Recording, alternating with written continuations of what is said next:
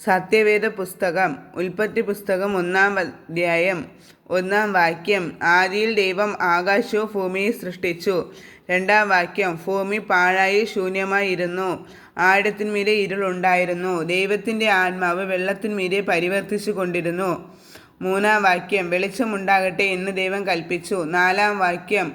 വെളിച്ചമുണ്ടായി. വെളിച്ചം നല്ലത് എന്ന് ദൈവം കണ്ടു. ദൈവം വെളിച്ചവും ഇരുളും തമ്മിൽ വേർപിരിച്ചു. 5-ാം വാക്യം. ദൈവം വെളിച്ചത്തിന് പകലെന്നും ഇരുളിന് രാത്രി എന്നും പേരിട്ടു. സന്ധ്യയായി ഉഷസ്സുമായ 1-ാം ദിവസം. 6-ാം വാക്യം. ദൈവം വെള്ളങ്ങളുടെ മധ്യ ഒരു വിധാനം ഉണ്ടാകട്ടെ, അത് വെള്ളത്തിനും തമ്മിൽ വേർപിരിവായിരിക്കട്ടെ എന്ന് കൽപ്പിച്ചു. 7-ാം വാക്യം. വിധാനം ഉണ്ടാക്കിയിട്ട് ദൈവം വിധാനത്തിന് കീഴുള്ള വെള്ളവും വിധാനത്തിന് മീതെയുള്ള വെള്ളവും തമ്മിൽ വേർപിരിച്ചു. 8-ാം വാക്യം. അങ്ങനെ സംഭവിച്ചു. ദൈവം വിധാനത്തിന് ആകാശമെന്ന് പേരിട്ടു. സന്ധ്യയായി ഉഷസ്സുമായ 2-ാം ദിവസം. 9-ാം വാക്യം. ദൈവം ആകാശത്തിന് കീഴുള്ള വെള്ളം ഒരു സ്ഥലത്ത് കൂടട്ടെ, ഉണങ്ങിയ നിലം കാണട്ടെ എന്ന് കൽപ്പിച്ചു. അങ്ങനെ സംഭവിച്ചു. 10-ാം വാക്യം. ഉണങ്ങിയ നിലത്തിന് ദൈവം ഭൂമി എന്നും വെള്ളത്തിൻ്റെ കൂട്ടത്തിന് സമുദ്രമെന്നും പേരിട്ടു. നല്ലത് എന്ന് ദൈവം കണ്ടു. 11-ാം വാക്യം. ഭൂമിയിൽ നിന്ന് പുല്ലും വിത്തുള്ള സസ്യങ്ങളും ഭൂമിയിലാകതരം വിത്തുള്ള ഫലം കായ്ക്കുന്ന വൃക്ഷങ്ങളും മുളച്ചു വരട്ടെ എന്ന് ദൈവം കൽപ്പിച്ചു. അങ്ങനെ സംഭവിച്ചു. 12-ാം വാക്യം. ഭൂമിയിൽ നിന്ന് പുല്ലും അതാതരം വിത്തുള്ള ഫലം കായ്ക്കുന്ന വൃക്ഷങ്ങളും മുളച്ചു വന്നു. നല്ലത് എന്ന് ദൈവം കണ്ടു. സന്ധ്യയായി ഉഷസ്സുമായ 3-ാം ദിവസം. 14-ാം വാക്യം. പകലും രാവും തമ്മിൽ വേർപിരിവാൻ ആകാശവിധാനത്തിൽ വെളിച്ചങ്ങളുണ്ടാകട്ടെ. അവ അടയാളങ്ങളാലും കാലം, ദിവസം, സംവത്സരം എന്നിവ തിരിച്ചറിവാനായിട്ട് മുറങ്ങട്ടെ. 15-ാം വാക്യം. ഭൂമിയെ പ്രകാശിപ്പിപ്പാൻ ആകാശവിധാനത്തിൽ അവ വെളിച്ചങ്ങളായിരിക്കട്ടെ എന്ന് ദൈവം കൽപ്പിച്ചു. അങ്ങനെ സംഭവിച്ചു. 16-ാം വാക്യം. പകൽ വാഴേണ്ടതിന് വലിപ്പമേറിയ വെളിച്ചവും രാത്രി വാഴേണ്ടതിന് വലിപ്പം കുറഞ്ഞ വെളിച്ചവുമായി 2 വലിയ വെളിച്ചങ്ങളെ ദൈവം ഉണ്ടാക്കി. നക്ഷത്രങ്ങളെ ഉണ്ടാക്കി. 17-ാം വാക്യം. ഭൂമിയെ പ്രകാശിപ്പിപ്പാനും പകലും രാത്രിയും വാഴുവാനും വെളിച്ചത്തെയും ഇരുളിനെയും തമ്മിൽ വേർപിരിപ്പാനുമായി ദൈവം അവയെ ആകാശവിധാനത്തിൽ നിർത്തി. 18-ാം വാക്യം. നല്ലതെന്ന് ദൈവം കണ്ടു. 19-ാം വാക്യം. സന്ധ്യയായി ഉഷസ്സുമായ 4-ാം ദിവസം. 20-ാം വാക്യം. വെള്ളത്തിൽ ജലജന്തുക്കൾ കൂട്ടമായി ജനിക്കട്ടെ, ഭൂമിയുടെ മീതെ ആകാശവിധാനത്തിൽ പറവജാതി പറക്കട്ടെ എന്ന് ദൈവം കൽപ്പിച്ചു.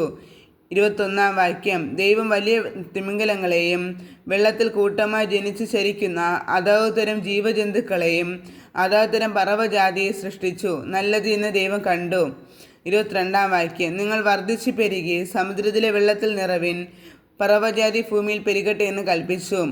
23-ാം വാക്യം. ദൈവം അവയെ അനുഗ്രഹിച്ചു. സന്ധ്യയായി ഉഷസ്സുമായ 5-ാം ദിവസം. 24-ാം വാക്യം.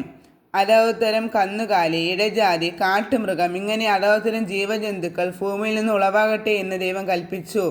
അങ്ങനെ സംഭവിച്ചു. 25-ാം വാക്യം.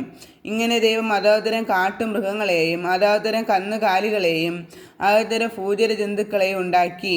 നല്ലതെന്ന് ദൈവം കണ്ടു. 26-ാം വാക്യം. അനന്തരം ദൈവം, നാം നമ്മുടെ സ്വരൂപത്തിൽ നമ്മുടെ സാദൃശ്യപ്രകാരം മനുഷ്യനെ ഉണ്ടാക്കുക, അവർ സമുദ്രത്തിലുള്ള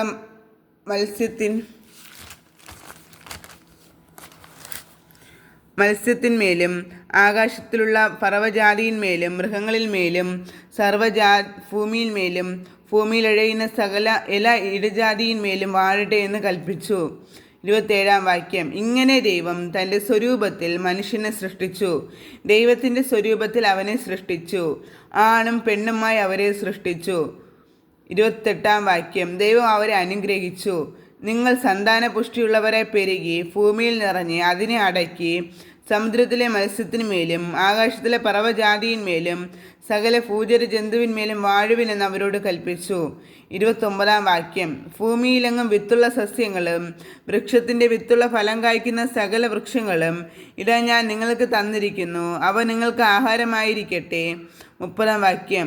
ഭൂമിയിലെ സകല മൃഗങ്ങൾക്കും ആകാശത്തിലെ എല്ലാ പറവകൾക്കും ഭൂമിയിൽ ചരിക്കുന്ന സകല ഭൂചര ജന്തുക്കൾക്കും ആഹാരമായിട്ട് പച്ചസസ്യമൊക്കെ ഞാൻ കൊടുത്തിരിക്കുന്നുവെന്ന് ദൈവം കൽപ്പിച്ചു.